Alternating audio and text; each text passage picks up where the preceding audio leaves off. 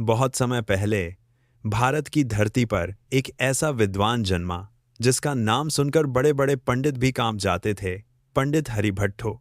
चारों वेद, उपनिषद, पुराण, दर्शन सब कुछ उन्होंने कंठस्थ कर रखा था।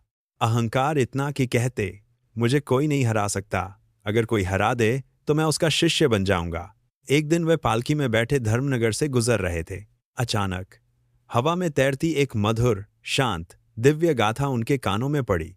स्वर इतना निर्मल कि पल भर को समय ठहर गया। हरिभट्ट ने गाथा सुनी और चौंक गए। उन्होंने अर्थ निकालने की कोशिश की, बार बार पर असफल रहे। एजम किंस्टैन वॉरियन ग्रेनमैन बारर। पहली बार उनके ज्ञान का घमंड टूटने लगा। मन में सवाल उठा, मैं इतना बड़ा विद्वान और ये गाथा समझ नहीं पा रहा।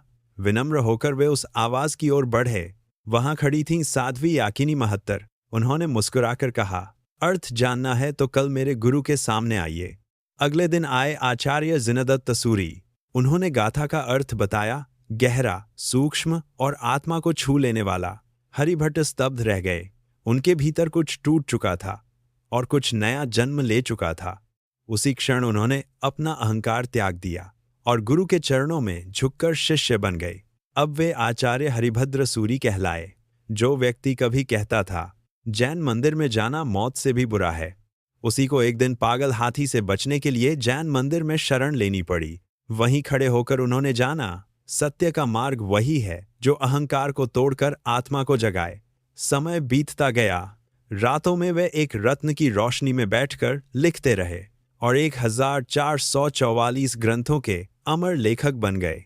पर हर पुस्तक के अंत में वे लिखते, मैं तो अल्पमति हूं और साध्वी याकिनी मेरी धर्म माता। अहंकार से विनम्रता तक की यह यात्रा एक ही बात सिखाती है, सच्चा ज्ञान वही है जो सिर झुकाना सिखाए।